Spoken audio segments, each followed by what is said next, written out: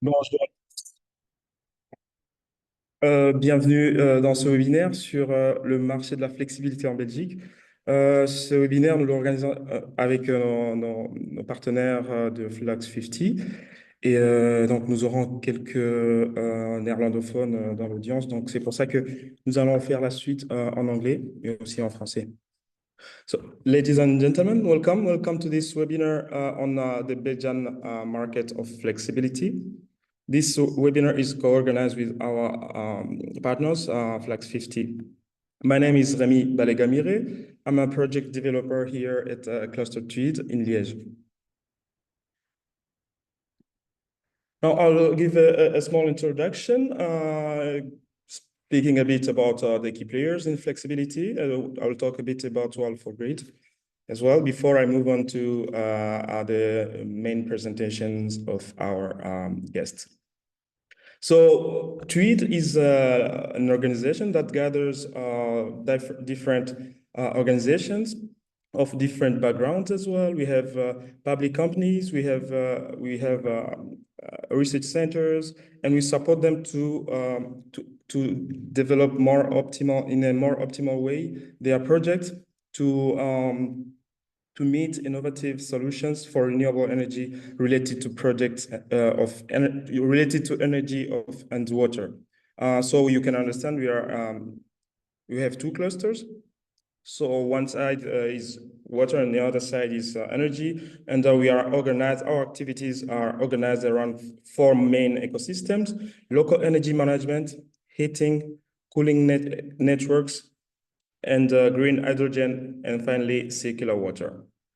So as part of our services, we identify actors on the value chain. We give space for networking and collaboration. We collaborate with the university and research centers for innovation and R&D projects. We support the exportation of Wallonian technology. We facilitate partnerships, and thanks to the know-how of our operational team and expertise of our members, we provide knowledge on specific topics on the sector. As I have said, this webinar is done in partnership with our energy twin cluster from Flanders, Flex50. And this is done in the framework of an ETF-funded project, EcoFlex.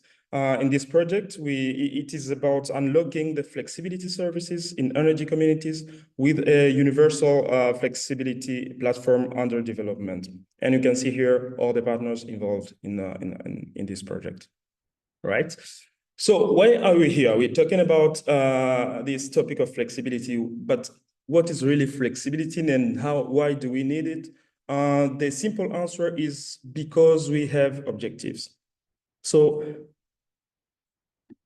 the ambitious objectives of the Fit for 55 package requires that we reach 40% of our renewables to be able to cut by 55% CO2 emissions.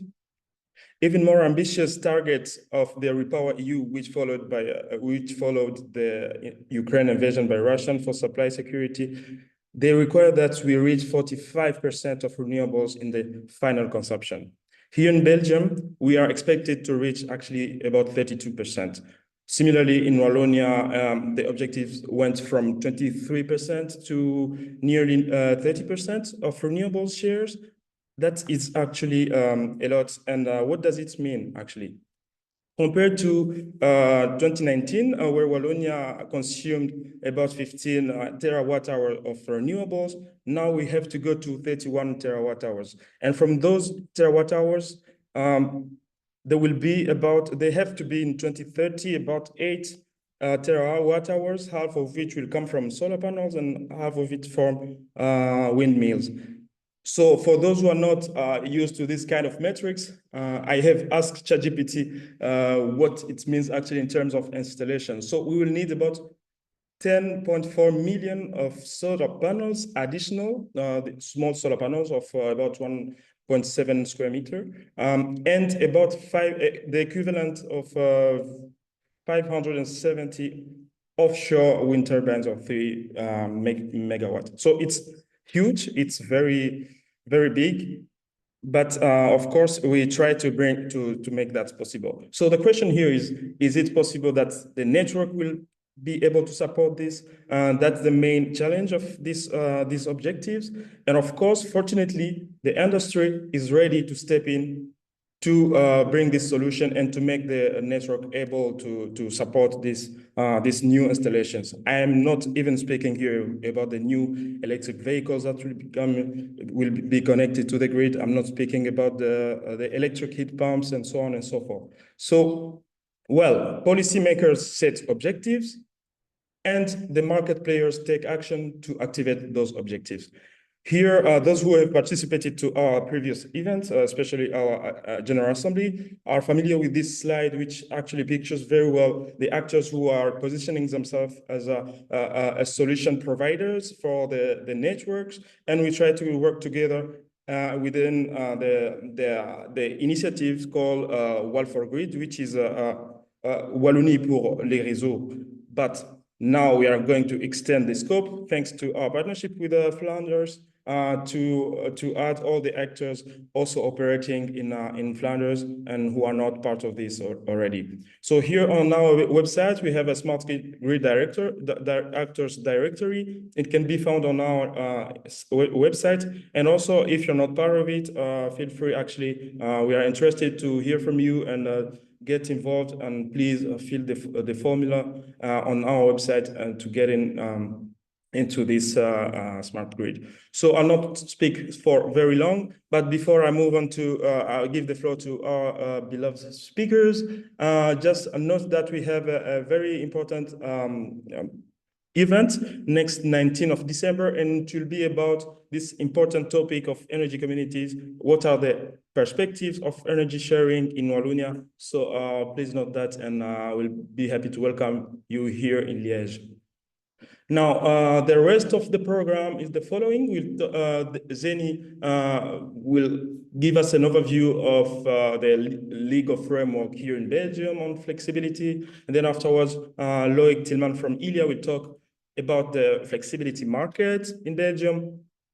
Afterwards, an actor of flexibility, who is Energy Pool, presented by Eric Vermeulen, will tell us a bit about what services they provide on the market. And then in the end, we will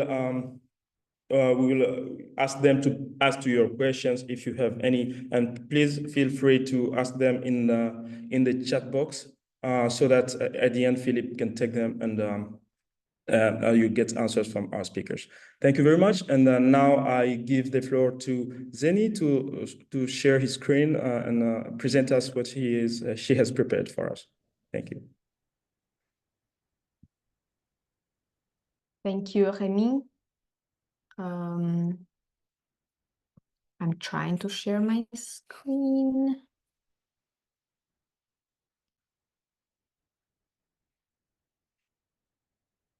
Just a second. Of course, now it doesn't work.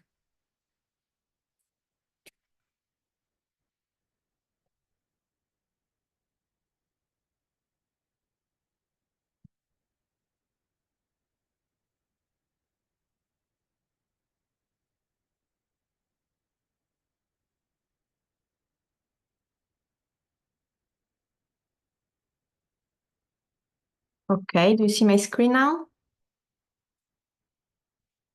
Yes. Yes. Okay, perfect. Here we go. So, flexibility in Belgium. So I'll present myself quickly. My name is Jenny Zanelli. I'm a research assistant at Ghent University, where I'm working on the EcoFlex project with Cluster Tweed and Flux 50. This is a project mainly delving with flexibility on the distribution level, and especially on how the assets of energy communities and the the electric vehicles charging infrastructure can help the grid stabilizing and provide flexibility services. So I'm also an associate at Loyens & Louf.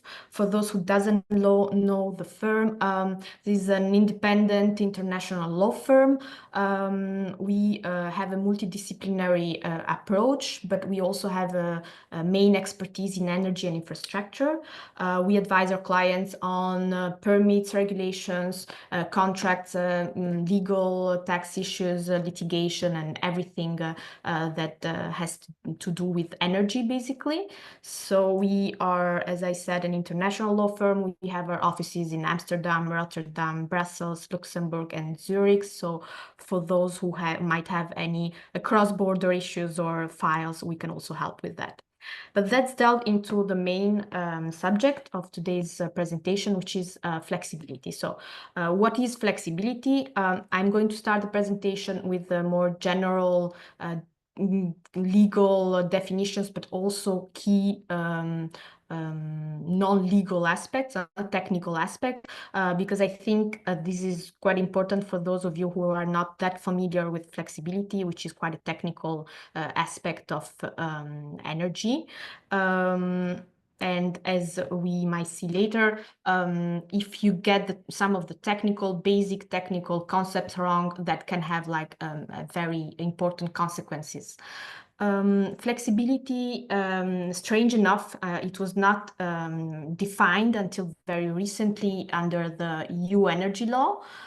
So it's just in 2024, this year, with the recast electricity directive, that we've had an actual definition.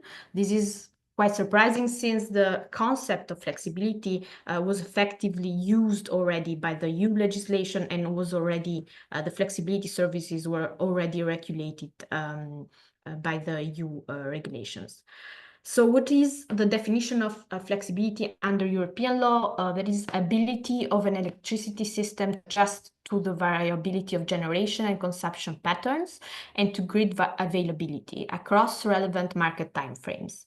The Belgian definition of flexibility is very similar, but just a little bit different. That is the ability of an end customer to voluntarily increase or decrease its injection or withdrawal in response to an external signal. So basically the ability to change their consumption or production patterns in response to an external signal. As you can see, there is a very small difference. In the first definition, we have a main focus on the electricity system as a whole. And in the second one, the focus is on the final customer and the fact that he can voluntarily change its consumption and production patterns. What do we mean when we say in response to an external signal? That brings us to the definition of implicit and explicit flexibility. The first one is basically price signals that encourage consumption or injection within a certain time frame.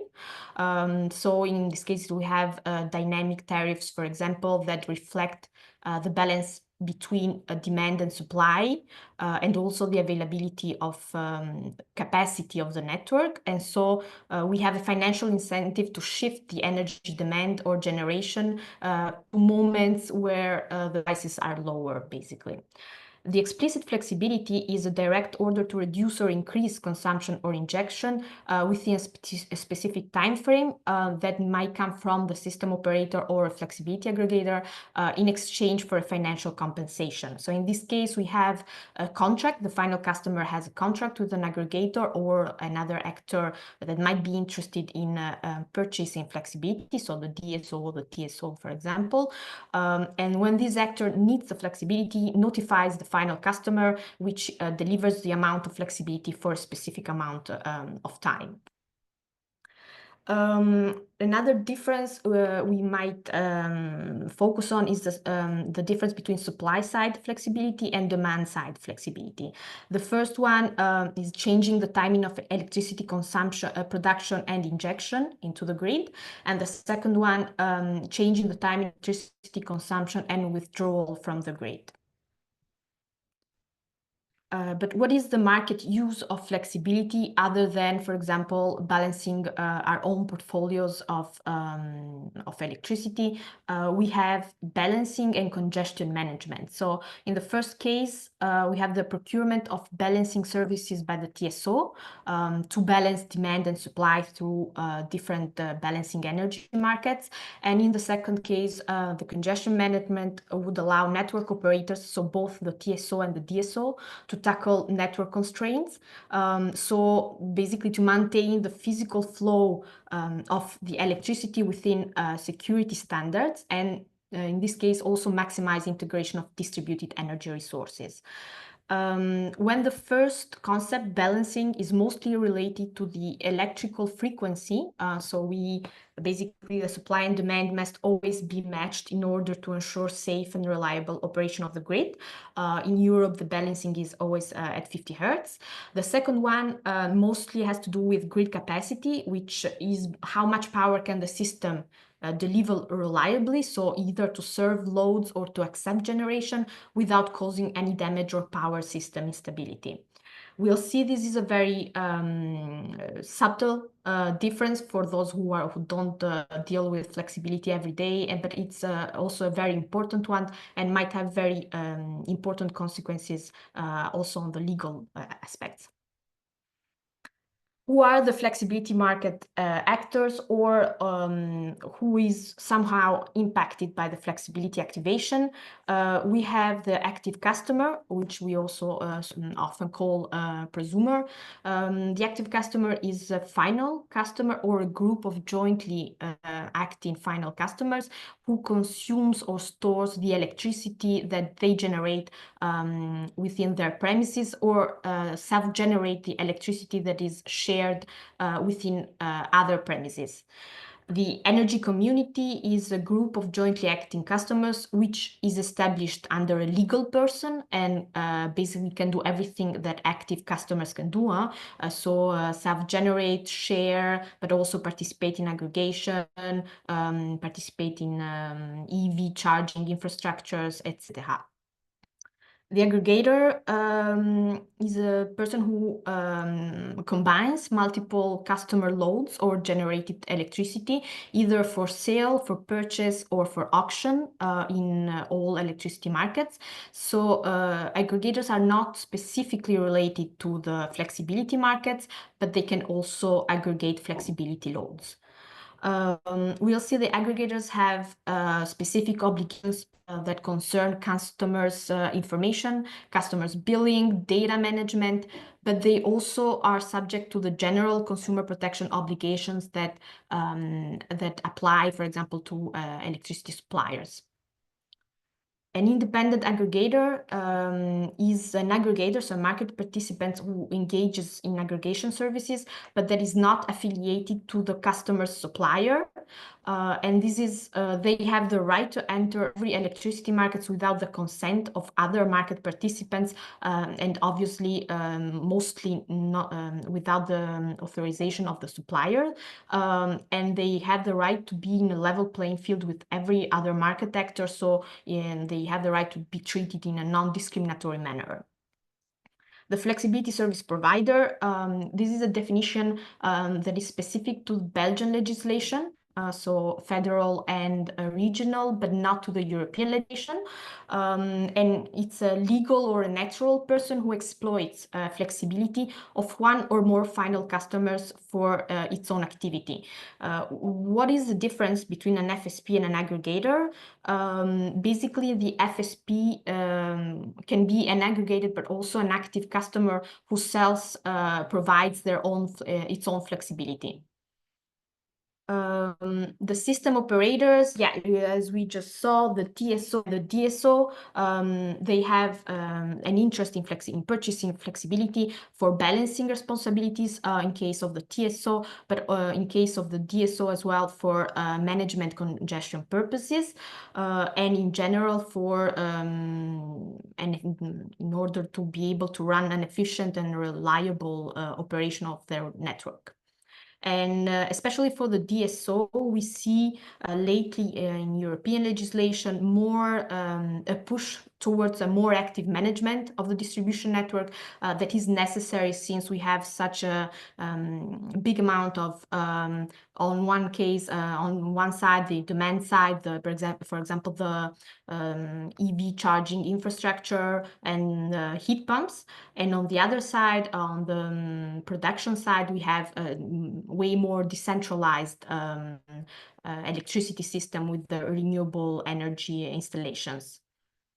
The supplier can also be impacted by flexibility activation, but because if the customer enters into a separate contract with an independent flexibility service provider or aggregator, this would of course affect the contract with the default, let's say, electricity supplier. So this might cause more imbalance risks for the supplier and also economic risks.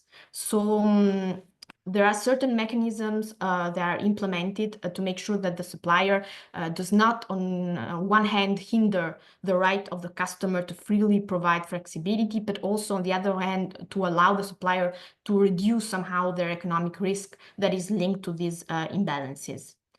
The same goes for the balancing responsible party. So the BRP is responsible for overlooking the balance of one or multiple access points to the grid. So every market participant has a balancing responsibility for their own portfolio. They can either assure this themselves or delegate it to a BRP. And as we said, for the supplier, increased imbalance risks and financial implications for the BRPs can happen as a result of active customers or energy communities' participation in flexibility services. The second part of this presentation deals with the Belgian legal framework specifically, and the question we ask ourselves, is the Belgian legal framework flexibility ready? Of course, the first issue that comes to mind is the division of competence. As you might know, the division of competence between federal and regional authorities regarding the electricity grids in Belgium is determined by the voltage level. So the regional authorities are responsible for distribution and local transmission of electricity in networks with the voltage of 70 kilowatt or less, and they're also responsible for managing the tariffs for distribution grids, except for those serving a transmission function that are managed by the TSO. While the federal authority, on the other hand, is responsible for transmission of electricity through networks with a voltage of more than 70 kilowatt and is competent for matters that require a homogeneous national implementation due to the technical and economic indivisibility. And we are talking here about the studies on energy supply, nuclear fuel cycle, major storage infrastructure, and tariffs and pricing policies of the transmission network. This is, of course, to make it very, very simple. And as far as concerns the regulation of flexibility services, the State Council and the Constitutional Court has linked this competence to respective competencies over the electricity grids. So they seem to believe that the balancing of the distribution grid and the organization of flexibility services in low and medium voltage is the exclusive competence of the regions. While, on the other hand, the federal authority would be responsible for regulating flexibility for end users that are connected to the transmission network, of course, but also for flexibility service providers that may impact the overall balance of the transmission network. But this could obviously also involve a number of end users that are connected to the distribution grid if this impacts the transmission grid. So the federal authority cannot directly regulate these flexibility services on the distribution network, but might regulate indirectly the activation of flexibility that impacts the transmission grid. But this qualification is very difficult to apply in practice, but also problematic vis-a-vis of the technical concepts that we've already explained of grid capacity and frequency. First of all, whether or not an activation of flexibility will impact or not the transmission level would require some sort of case-by-case analysis, which is quite difficult to reconcile with the need of clear criteria to designate who's the competent authority to regulate such flexibility. And on the second hand, we have this conflict between technical concepts and this legal interpretation of the State Council, which is the fact that they seem to believe that maintaining balance on the distribution grid is the responsibility of the DSO, but as we just explained, there are no imbalances on the distribution network level, and the DSO bears no balancing responsibility. For balancing, this is the only responsibility of the TSO, and preventing congestion is the responsibility of each operator for their own network. We've also chosen a couple of topics, since we don't have, of course, the time to delve into all the topics in all three regions and the federal level. We have chosen two topics, which are the final customer's right to provide flexibility and the licensing for providing flexibility services or aggregation services. Starting from the first one, you can see, you're going to see there is quite of a homogeneous regime on the three regions and the federal level, which of course stems from the European level regime, which provides, for example, in Flanders, all grid users can participate in flexibility and aggregation services. They have the access to electricity or local congestion market without authorization from other market players, especially their supplier. The main difference, I'd say, in Flanders is that there is a local congestion market already, while in Brussels and Wallonia we don't have that yet. So basically, these regions are running a little bit late. All grid users participating in flexibility can acquire or participate in aggregation independently from their electricity supplier. So they can have a contract with the 5 minutes remaining. They have a contract with an independent flexibility service provider or an independent aggregator. Grid users can also change aggregators without discrimination regarding cost, effort, time, or the authorization of any other electricity market player. So this switch of aggregator or FSP must be organized within 3 weeks from the customer's request, and starting from January 2026, this would happen on no more than 24 hours. In Brussels, very similarly, every final customer has the right to offer flexibility services and participate in the electricity market alongside electricity producers. Final customers offering flexibility services or participating in aggregation must be treated in a non-discriminatory manner. FSP have the right to enter the electricity market without the consent of any other electricity market player, and especially, of course, the supplier. The switch of FSP and aggregators must be free of charge and be organized within the month, so not 3 weeks as in Flanders. In Wallonia, every grid user has the right to regulate consumption or production and thus provide flexibility independently from their supplier and without discrimination.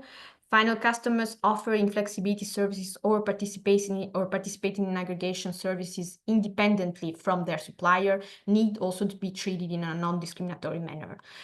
Interestingly enough, the DSO cannot provide flexibility services, and just in Wallonia, in the Walloon legislation, this is clearly stated.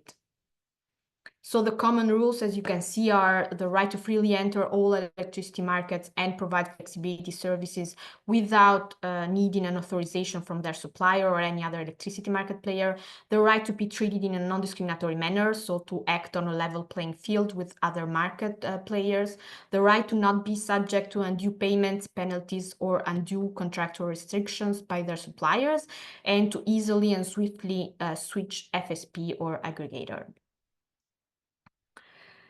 Since we have a new recast electricity directive and regulation this year, I thought it would be important to discuss two main key changes for flexibility services provision. The first would be for the final customers, the right to have a separate electricity suppliers for heat pumps and electric vehicles, and a separate electricity supplier for the rest of their electricity needs.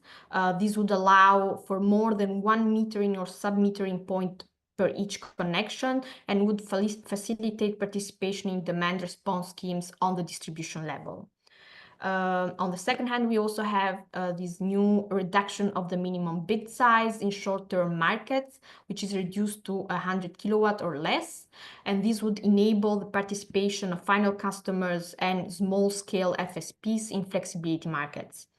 but also support in general demand response, energy storage, and small-scale renewable installations. So this is the new European energy regime, but of course it needs to be implemented at Belgian level, at the national level. The second topic we've chosen to focus on is the licensing for flexibility services provision. We'll see in some regions we need a license for flexibility services provision, but also for aggregation, while in others we don't need that. For example, in Brussels, we need 2 different licenses for flexibility services providers and aggregation services providers that need to be issued by the energy regulator, Bruegel. The final customer can offer flexibility through an aggregator or through an FSP without needing a license, but if they want to sell their own flexibility services, they will need a limited license. In Flanders, there is no license that is needed for flexibility services provision, nor for aggregation services provision. And in Wallonia, flexibility service provider must hold a license issued by COAPE, by the energy regulator, and the final customer would need no license if it provides flexibility services through an intermediary, so either an aggregator or an FSP, but would need a limited license if they want to provide directly and to sell directly their own flexibility. As we can see, there are already some licenses that have been issued in Wallonia, and there are already 12 flexibility service providers in Flanders, but in this case they don't need a license, but I couldn't find any in Brussels. So I think even if there are already FSPs and aggregators in Brussels, the fact that the legislation is quite new means that they haven't yet had the chance to require a license for aggregator or for providing flexibility services. So what is next for flexibility services? We have 2 main key developments in flexibility provision, one at the European level and the other one at the national level. So on the European level, there was a joint proposal submitted for a European network code for demand response.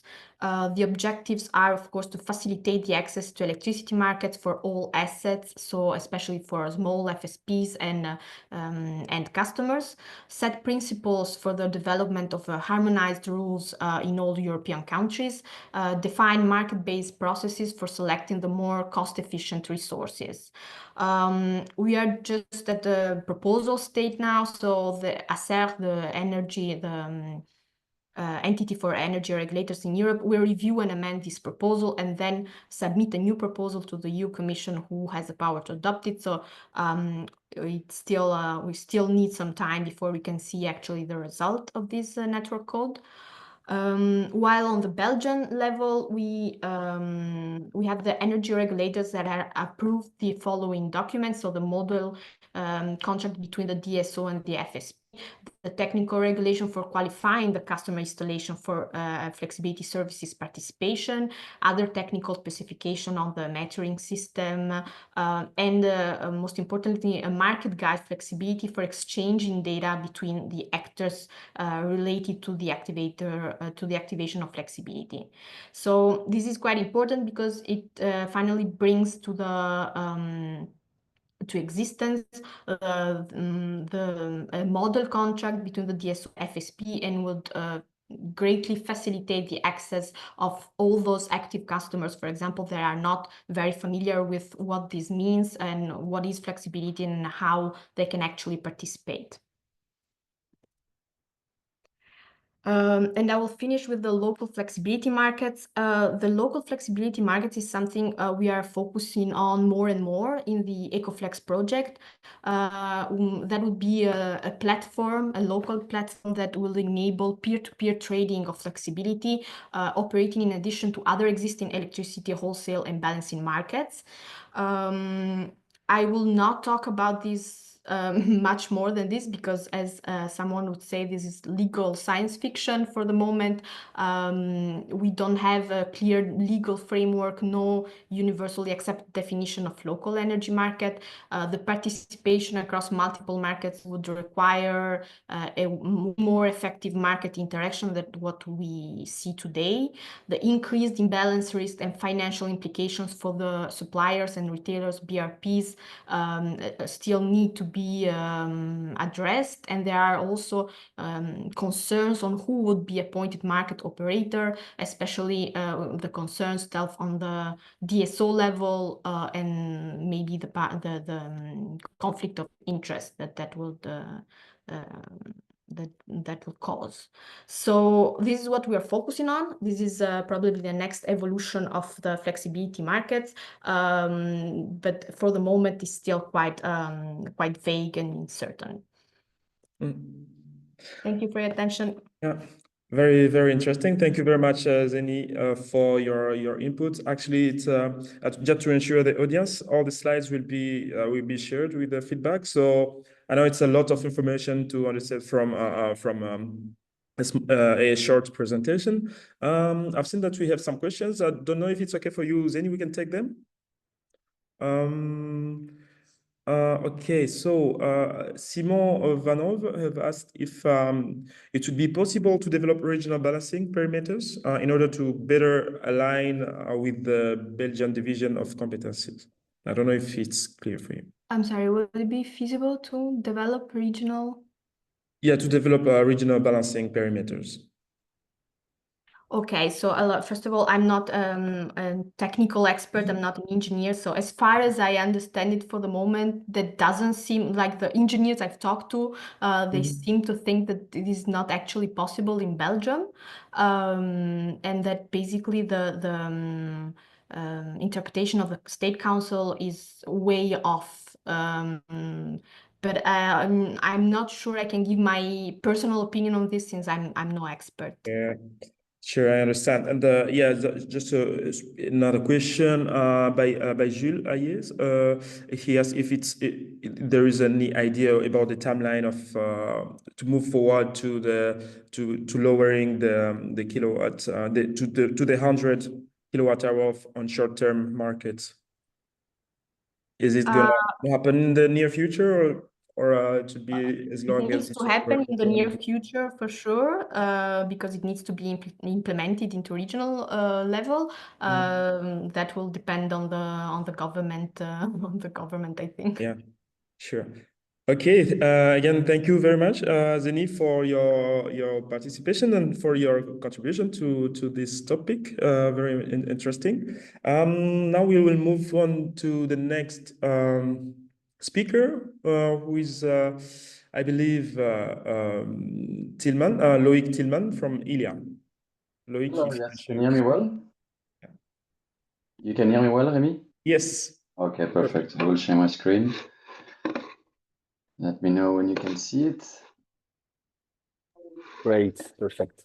Okay, perfect. Let's go. So hello, everybody. My name is Loïc Tillman from Ilia. And actually, it was quite good, Vinny, that you start first, because you already introduced a lot of very complex theme and a lot of very complex also concept that will also be presented here, but that will go already to have a first introduction. So notably when we go to explicit and implicit, and also about the definition of flexibility. What I will focus on is about the organized market of flexibility with a focus on frequency control, and also looking at what is the future of flexibility that Elia is pushing for. Small introduction about Elia, even though I guess most of the people around the virtual table knows what Elia is doing. It's a transmission system operator. So Elia Group is actually owning two transmission system operator, one for the full Belgium, Elia Transmission Belgium, and one for part of Germany called 50 Hertz. We focus on three main activities. So the first one is developing the grid, so the pylons and the cables onshore and offshore, in order to connect big production center and consumption center and DSOs, and also keeping the lights on. So second role, so making sure that we keep the frequency at 50 Hertz, as it was already introduced, where the flexibility has a big role to play. And last but not least, and I think it was touched upon in the last presentation, is shaping also the market rules in order to make sure that we have a level playing field for any participant, being on the energy market or the flexibility market. Now, I think this slide is completely useless now after the previous presentation. So it was good to see that we have the same definition.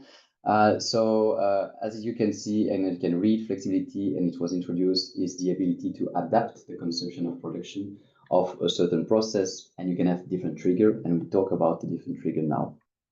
Now, why is it important to get more flexibility these days? Again, was also touched upon in the previous presentation.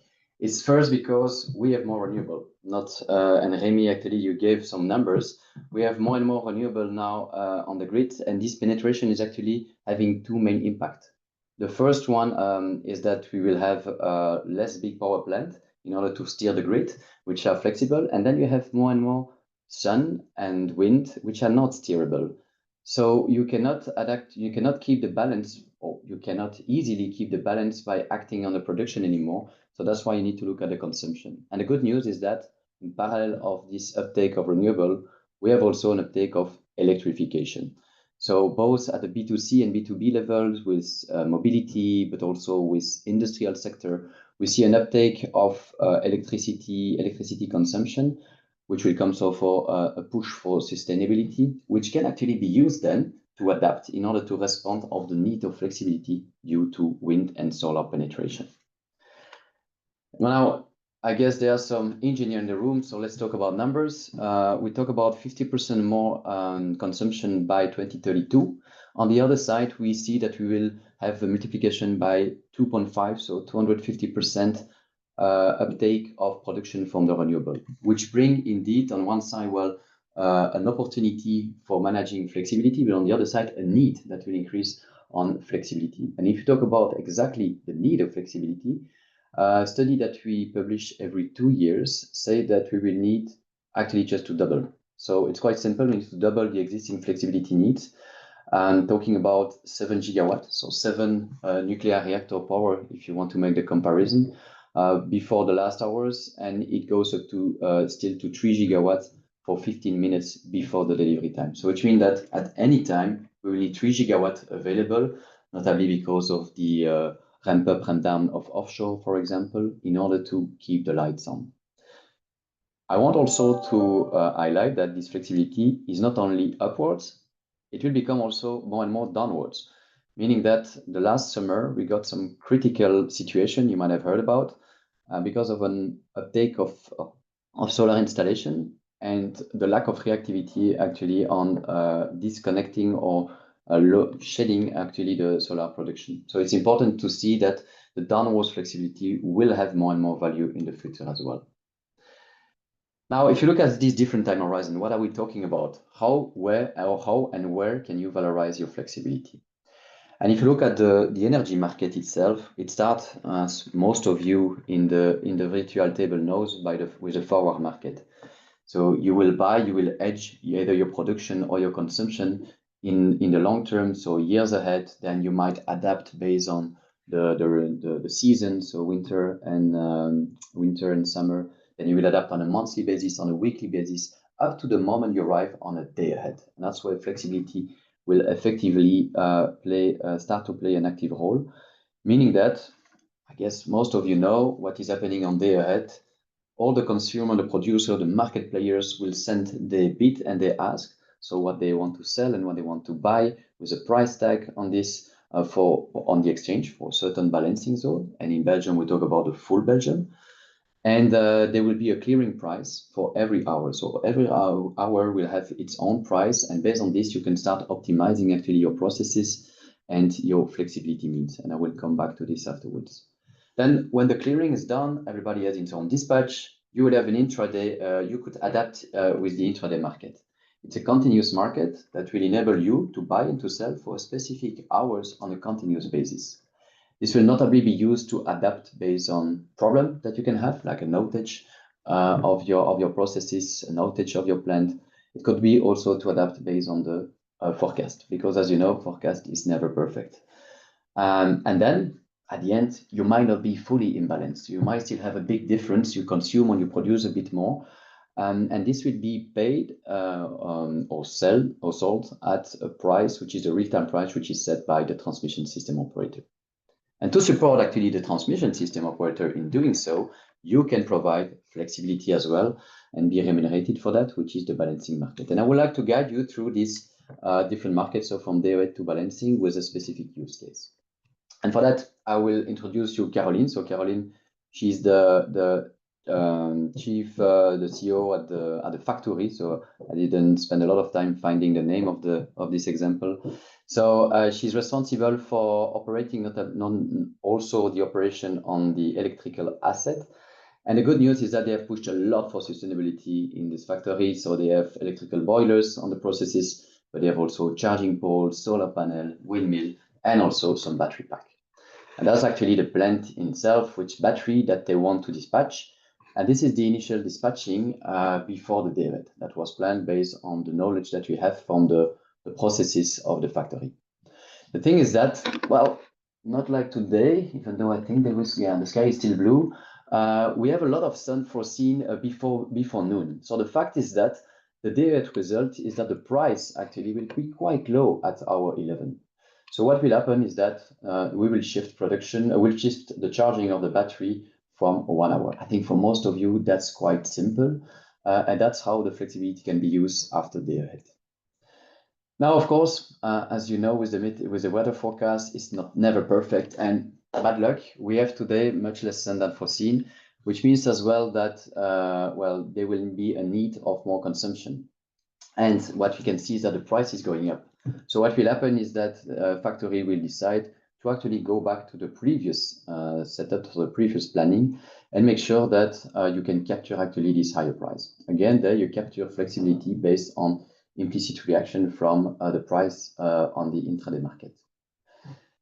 But last but not least, at the end, your balancing will not be perfect. And the challenge is that you will be exposed to quite a high price. As you can see here is the imbalance price, or the price that you will pay if you are not in balance, and it will almost never be the case. So you can see that it varies quite a lot, notably due to this volatility linked to more renewable. And you can see here in this example, between 2 weeks, a variation of the price in blue. So, and the orange bar are actually the imbalance of the country. So you can see that the price has went up to 3,500 euro on the 14th of May.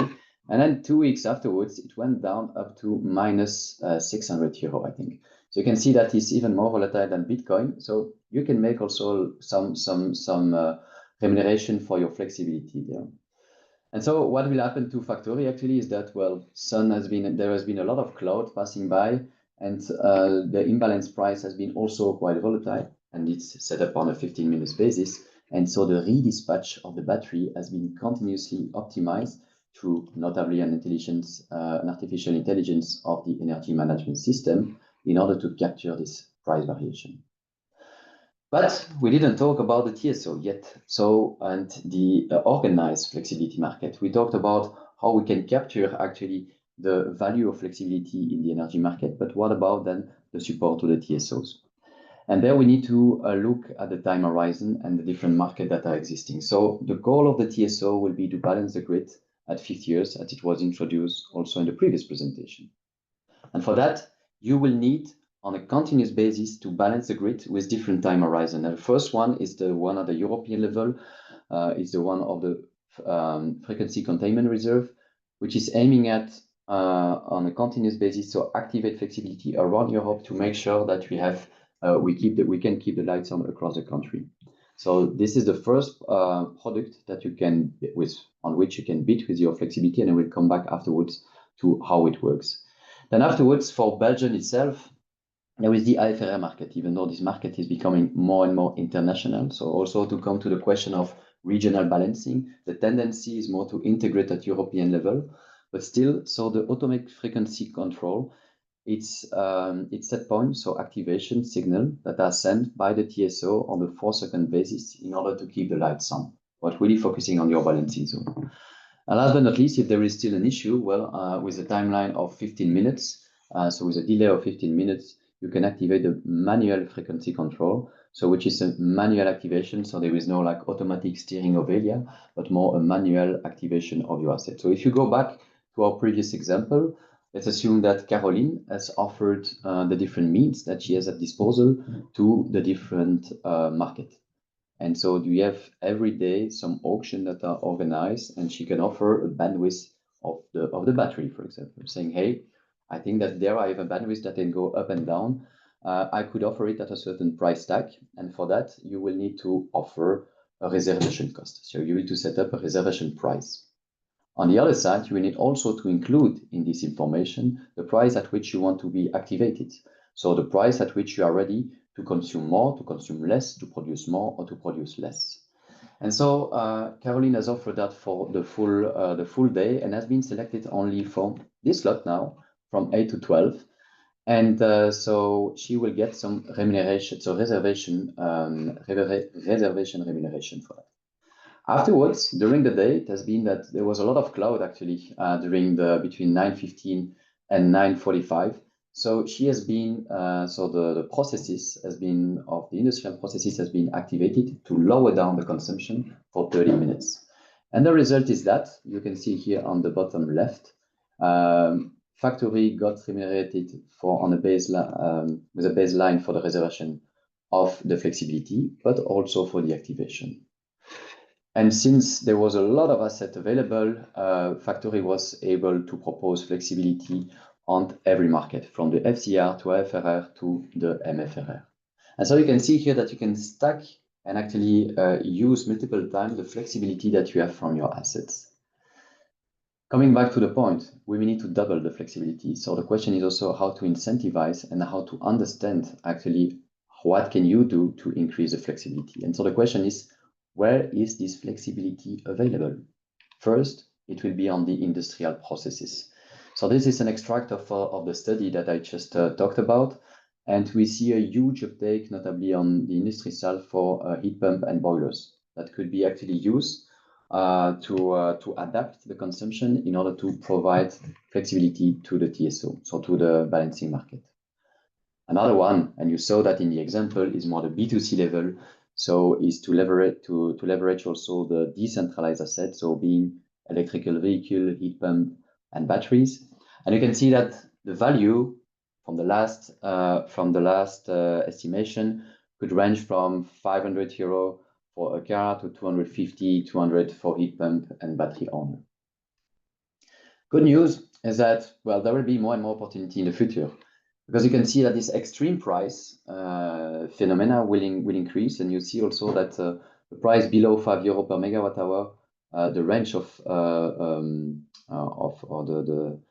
the percentage of price below 5 euro per megawatt hour will drastically increase in the next year, notably during the weekend.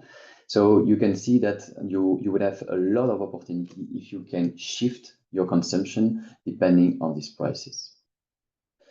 Now, it's also valuable for the overall society and a consumer. Why? In this nice Ukrainian chart, you can see so in blue and yellow the planned capacity, and also in white the capacity plan for the CRM, so the capacity market.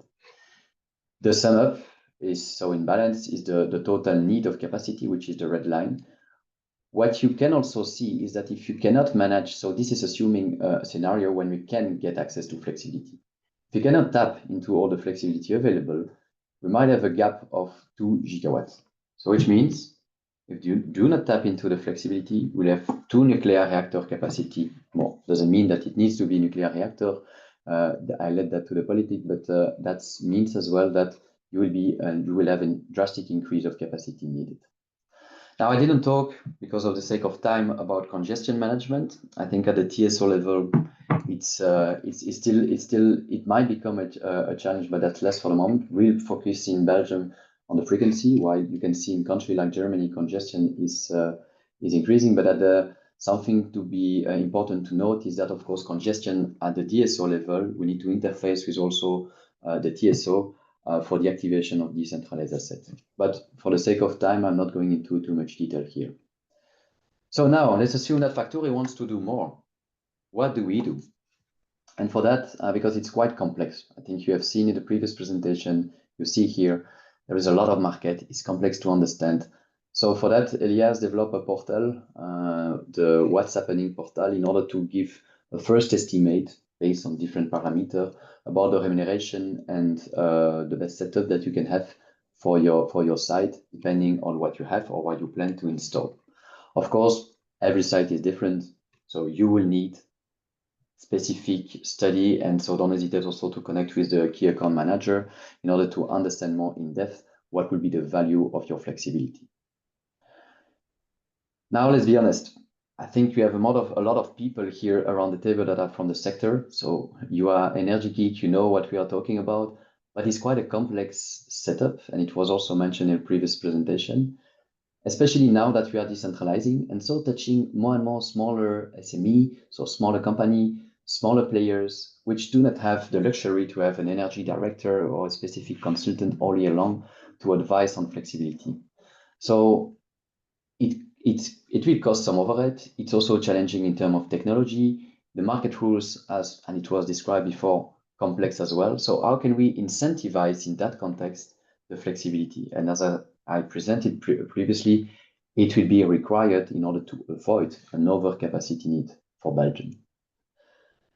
And there I want to come back to a concept that was introduced in the previous presentation, is the difference between explicit flexibility and implicit flexibility. So explicit is what we talk about with the energy flexibility market, so the FCR, FRR, and MFRR, where Elia will explicitly activate.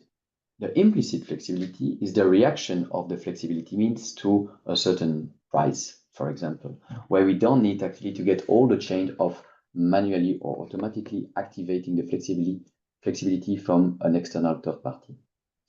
And that's a question that Elia is heavily working on, because it could get an added value first for the security of supply of the country, obviously, but also to reduce the cost of flexibility. If you remember, we talk about the reservation cost, which in that case is not needed if you can trigger the flexibility without a specific reservation in advance.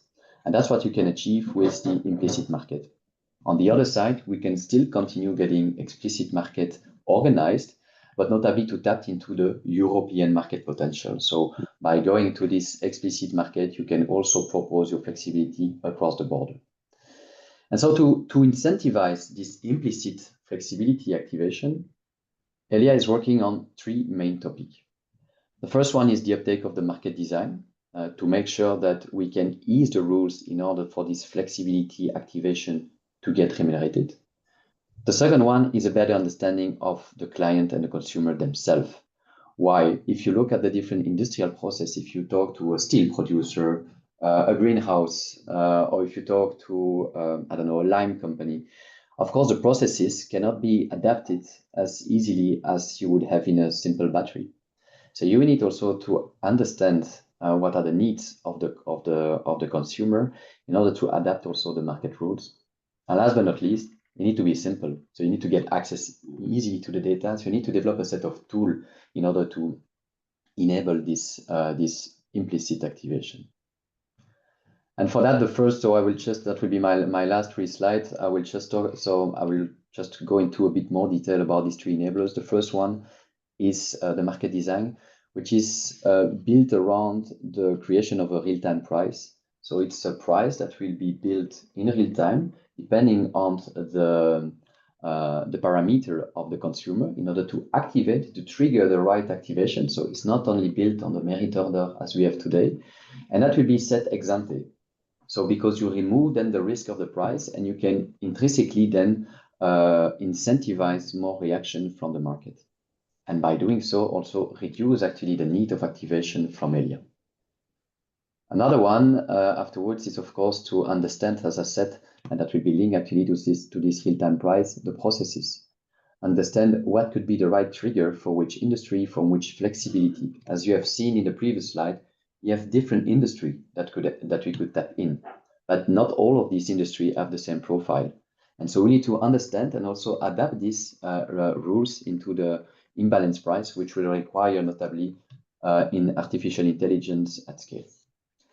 And last but not least, we need, and I think that's something that the TSO, Elia as a TSO is working hard the last years, to be more consumer-centric. So making sure that we can understand better the consumer, but also propose tools that are fit for purpose and that can easily integrate it into the processes of the flexibility owner. And for that, we have developed so different portal. It's different capabilities that we are developing and that should scale in the next years. On one side is data availability. On the other side is about integration of all the prices through digital tool. So in conclusion, what we'll need in the future is to double the flexibility needs. As you can see, you can get value from your flexibility, but I guess most of you know across the time horizon. And it could actually reduce also the capacity. So you have an overall cost, decrease of cost for the energy transition. And finally, we are working hard on activating or on developing also and incentivizing the implicit real-time price in order to unlock also the decentralized flexibility. That was it for me, Rémi. Okay, thank you very much, Loïc, for all these very rich contribution to the discussion. Not a lot of question in the chat, but there is something from Adeseni. He asked, what are the tracks test results? Will Elia publish the API of imbalance price forecast for the 3 on their open data platform? Yep. Yes, it's a goal. On the second question, of course. On the first one, I don't have the detail of the result. So that's something it's still ongoing, but definitely the goal is indeed to have open data exposure of the real-time price. Okay, and then yeah, I don't know if I hope that was satisfying for Adesini. There's another question from Nick De Plus. In terms of reviewing of the market design to enable consumers to valorize more easily their flexibility, how is your, I guess, Elia's standpoint on the concept?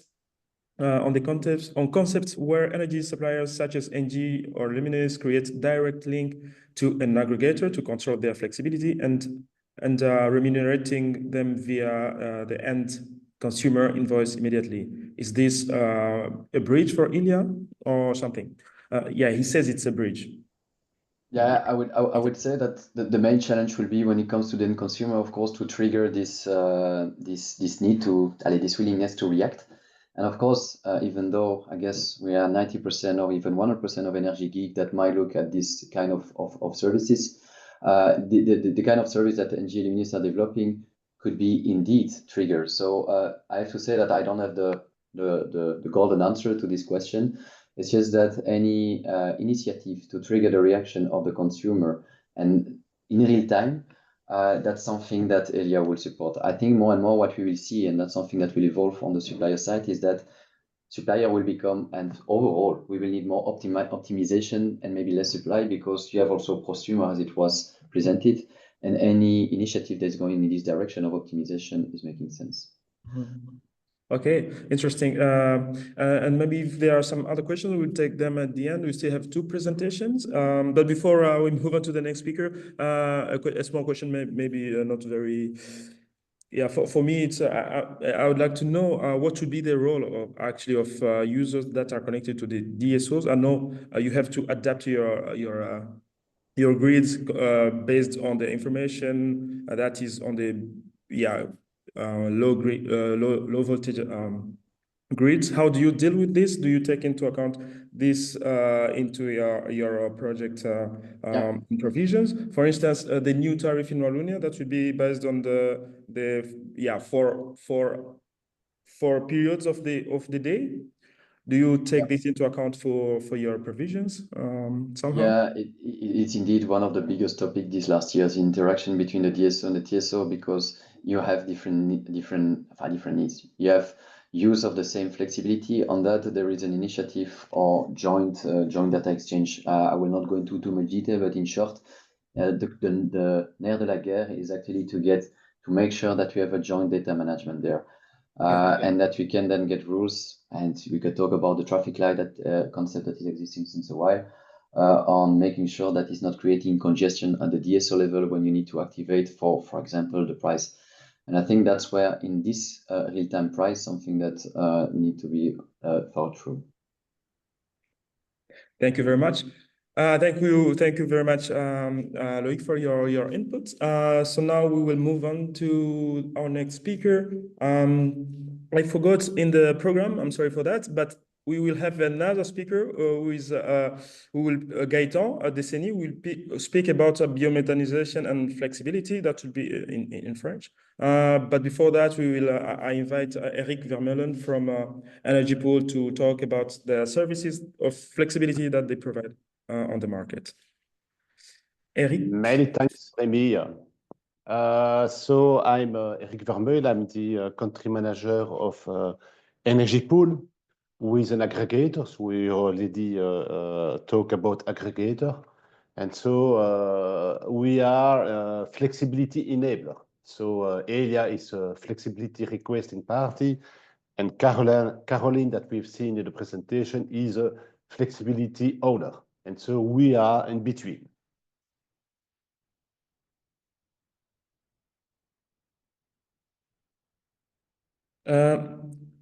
Yes, so I started to share my screen, so it's okay.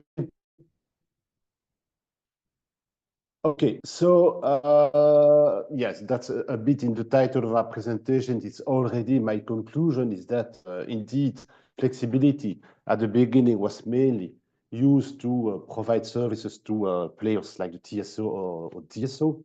But from more and more, we see that in our portfolio of customer, they ask for flexibility to valorize the maximum their electric assets. So very shortly on Energy Pool, we are so an aggregator, so existing for more than 15 years. One of the biggest independent aggregator in the world. So we are managing about 7 gigawatts of flexibility assets worldwide, which is several nuclear power plants, 400 employees with international presence. And we are mainly focusing on 3 offers. The traditional role of aggregator, so is offering flexibility to the TSO. But we also have developed, and I will come back later on those 2 topics, we also have developed energy management system to manage complex energy systems. And also we have developed an offer to speed up the decarbonation of the industry, taking into account the revenue of flexibility. So here's a little a map of our presence worldwide. It's already an outdated map, but you see that we cover several regions, and that's a good added value for us because we learn from, of course, each region. And in Europe, we are present in Italy, Spain, France, Belgium, Netherlands, Germany, Baltic states, and we'll soon open our Polish subsidiary. So let's come back to the basics. So that is here's the traditional role of flexibility and of an aggregator. So what does an aggregator? On the left, you will see different factories. Maybe Caroline is one of those ones. And each individually, they have not the sufficient power of the sufficient period of time available to participate to the flexibility market. So what is Energy Pool doing? So we assemble those different pieces of flexibility into marketable flexibility block. So it's a kind of Tetris game for the ones who are familiar to those all-time game. And this is precisely what we are doing today. And we have an operation center. We have contract with industries, with large retail company, and we assemble their individual flexibility in aggregate flexibility that is requested by the market. That's the traditional role of Energy Pool. And we have done that since 15 years for very different industries. So we know for pulp and paper, quarry, cement, metal industry. So we have quite a large experience in this field. But what we have seen, and I'm sure that all of you already see that in the last year you have a huge transformation of the energy sector with a lot of new challenges. So I will not, of course, dive into the detail of each of those new challenges, but as an example, the duck curve, which is well known for the one that they have renewable that are producing energy. The duck curve, which is more and more coming a canyon curve, so it's has a very important impact on the economics of renewables, meaning that during the solar house, in fact, the price becomes more and more negative. But besides that, you have the adequacy. That's the study Elia is forced between brackets to do every 2 or 3 years, that the available production is capable of covering the expected consumption in the coming years. And so all those ones are completely changing the shape of the energy market. And so what more and more what we see among our customers is that they are coming to us asking for more additional services. As an example, they want, and here I am more talking about implicit flexibility than explicit. So they want to reduce the CO2 emissions because the free carbon they've been granted are diminishing over time, and the cost of the carbon is increasing. They want to minimize the energy cost, of course, or either by optimizing their energy bill with their supplier or self-consumption, or they want to manage green constraint because they are facing some grid congestion, or they also want to mix all those objectives into one single objective. So that's the kind of question we receive from our customers, and to answer to those kind of challenges, we have for more than 10 years we have developed a solution, an energy management system. Till now, we have invested about 15 million euros in the development of this tool, and whose objective is really to manage complex energy systems. And what I mean by complex energy system, it's a system where you have different kinds of generation assets. You have different kind of storage assets. You are facing different markets, and you also be active on several grid layers. And so we decide to develop, let's say, a common framework to address all those kind of challenges. And so I will take an example. So I'm not very good at animation, so I've done this morning. So if there are mistakes, I apologize. So here I take this or offer. So we take the case of a prosumer that has injection, and so one use case for him would be to see if there's a prosumer. He has a PV installation. He's a commercial consumer and is facing power markets in his energy supplier contract and injection contract. So one use case is to use an EMS, to implement an EMS to drive who will drive the inverter of his solar panel installation in order to avoid negative price. So for information, in Belgium, there were 222 hours of negative price in 2023, and we expect more than 350 hours in 2024.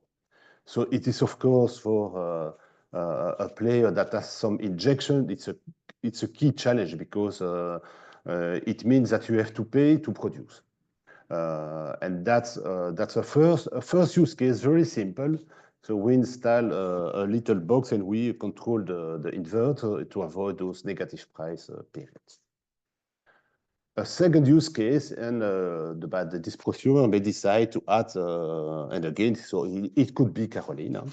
The prosumer decide to add batteries because he thinks that he wants to optimize his situation by either increase its self-consumption rate or benefit from the spread of spot price between the solar hours and the evening. And so, illustrate that by this. So you see this little graph is showing the amount, the level of the spread between solar hours and evening hours throughout the year. And you see that the more the black, the cell black is, the more the spread is high. And you see that, of course, the spread occurs in the spring and summer, but you see that the spread are very, very high. That's another way to benefit from his situation. And so we continue the journey of this prosumer, and he also maybe want to play on flexibility market to increase revenue. And those are the traditional flexibility market. As an example, selling balancing services to Elia. So this is a way to step by step implementing a flexibility strategy, starting from nowhere. A second illustration here is a case we have. That was industrial customer as a grid constraint, and it's really constrained by the grid. It cannot grow its activities because of the grid. And so, and together with that, he also wants to have a more decarbonized setup of his consumption. So what we recommend to him, so we recommend him to install an electric boiler, to install a battery, and to install solar panels. And thanks to that, we let him continue grow its activity in an environment where he has a grid constraint for the coming years, and also giving him additional revenue thanks to the opening of its capacity and energy to the energy markets. So that's an illustration of the use of an energy management system. So another illustration, and we will fly a bit because here we go in the Pacific. So that's a contract we won several years ago, and it's concerned the island of Tonga. Tonga, initially they had diesel generator to produce electricity. Throughout the years, they install more renewable assets. So you have PV panels, you have a wind turbine, batteries, and at a certain point of time, it was impossible to manage their system, and so they asked us to come and to install our assets and our software to pilot their energy system. And that's it. So it was very quick. So I give some time to Gaëtan to present the biomethanization project in Wallonia. Thank you very much, Eric. It's very important to see how things work actually on the market, and we see you have quite a bunch of activities around the world. It's quite impressive what you have achieved up to now. Yeah, because we are running out of time, there will be some moment for a few questions in the end. But if you don't mind, Eric, we move on to Gaëtan's presentation, and then we come back for some questions, right? Okay, thank you. Thank you.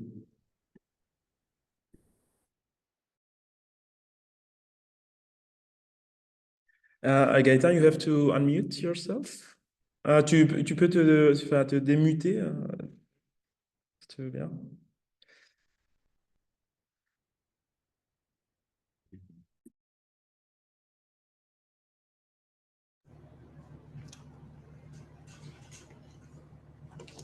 Voilà.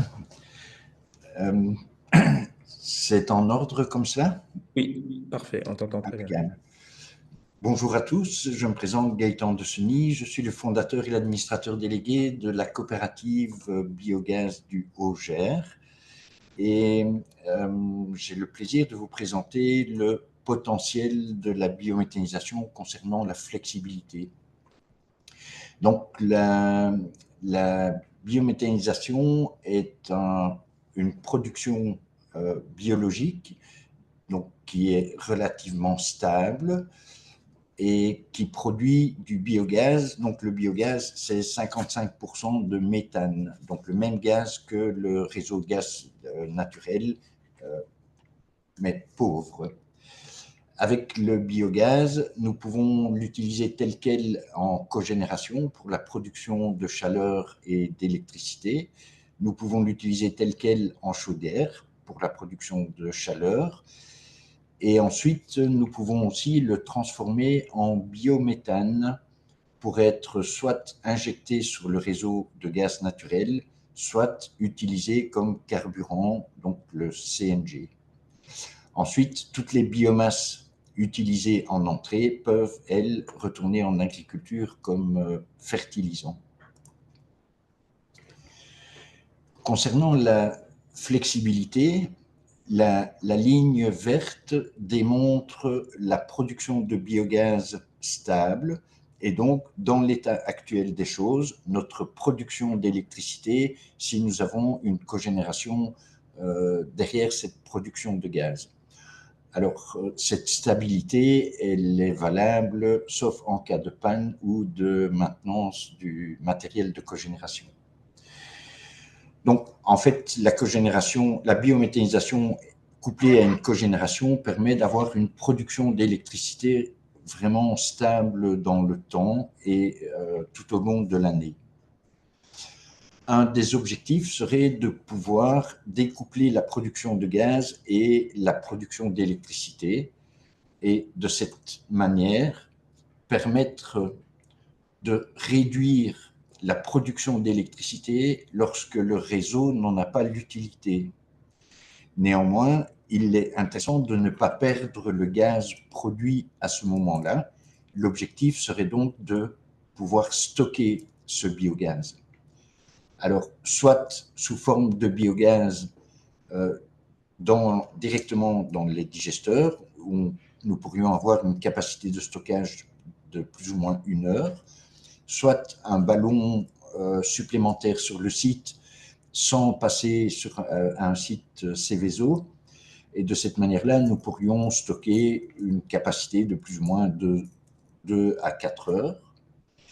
La solution optimale serait de transformer ce biogaz en surplus, de le transformer en biométhane et de pouvoir l'injecter dans le réseau de gaz naturel en attendant sa prochaine utilisation. De cette manière, grâce au biométhane stocké sur le réseau de gaz naturel, nous pourrions, quand le besoin s'en fait ressentir, le récupérer sur le réseau et alimenter nos cogénérations de réserve. Cela permettrait d'alimenter le réseau électrique avec un stockage sur le réseau de gaz naturel.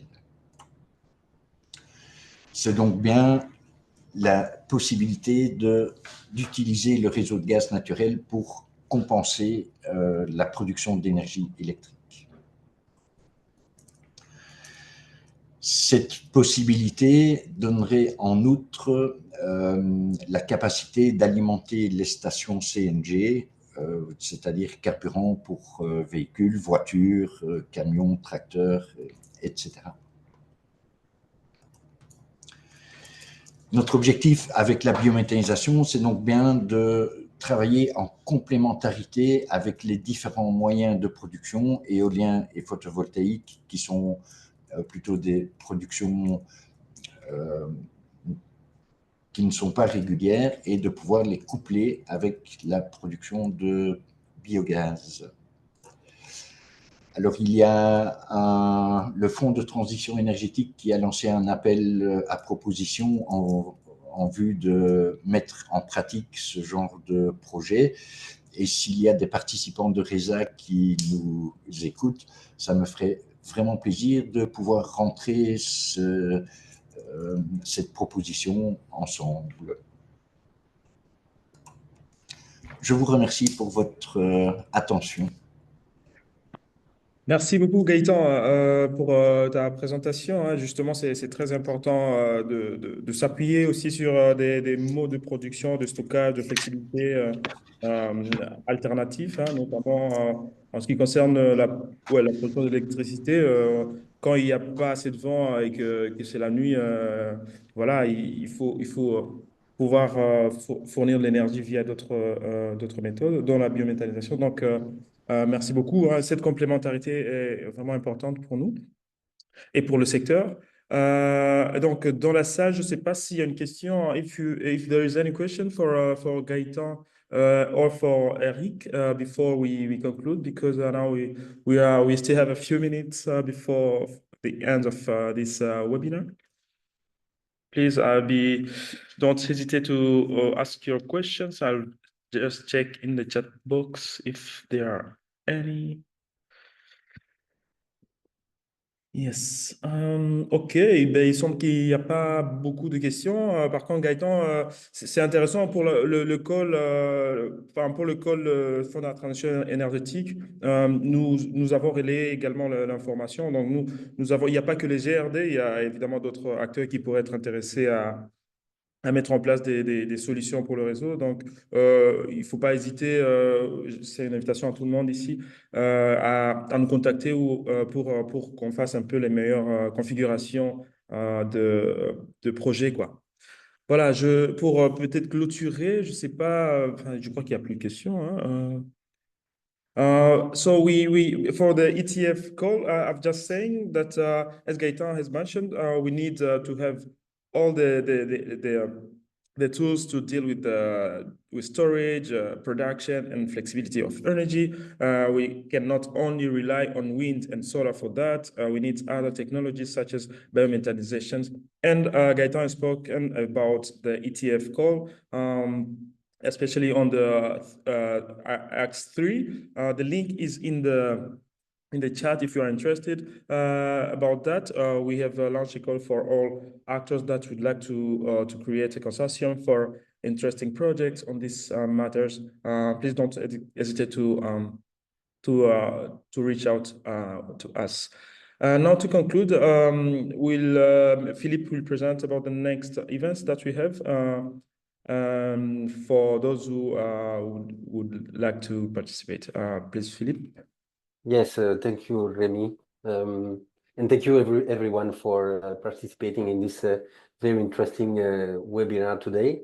So these are the next few events that we'll be having before Christmas this year. So we have one full day on fatal heat, so industrial heat, which is also an energy sharing topic. But as you see the price, we're not the first organizer, first line. So it means that you will have to pay a few expenses on your own. And then we have, so that's on the 3rd of December, which is next Tuesday. And then we have a webinar like this one on the 17th of December that will also be very well organized by my estimated and friend Remy, which had the floor today. It is about the blackout and what happens if actually there is an actual blackout, because we're all having this topic in mind regarding the energy shortcuts and energy blackout and energy safety in Belgium. So there will be also Elia actually and the DSO that will be discussing this topic. And then as Remy mentioned in the beginning of this webinar, we'll have one half day of closing the Amorce project on energy sharing, electricity energy sharing and energy communities.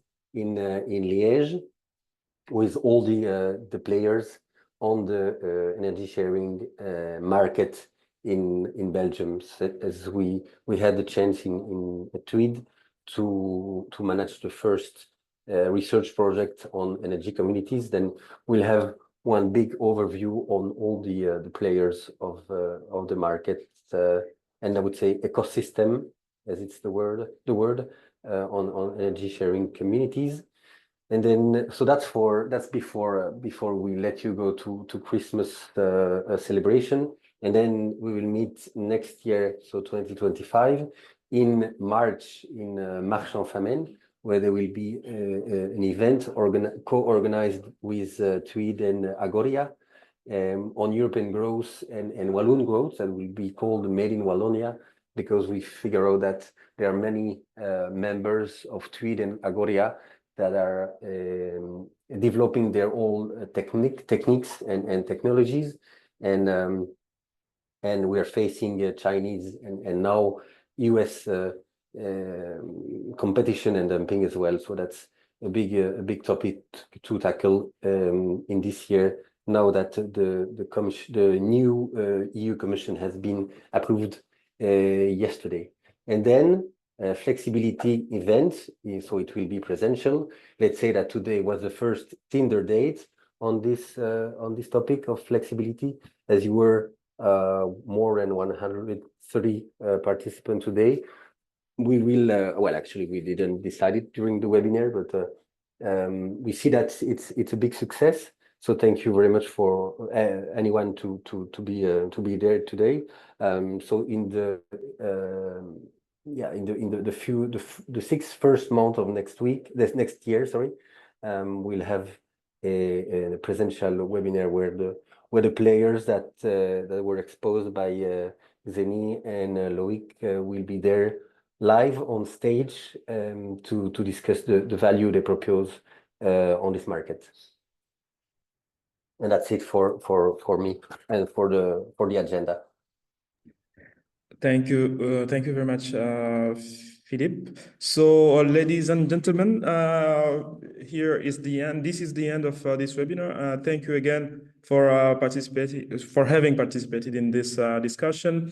We will send the presentations, of course, the recording video of this discussion as well, and I believe in the next weeks, we're gonna come back to you as a part of the EcoFlex project with my colleague from Flex 50, who is still hiding in the audience, Eric Vermeuren, because we will need some information, because we are analyzing the flexibility market in Belgium. So we'd be very, very grateful if you can answer those questions. It should be a short form to fill in less than 10 minutes.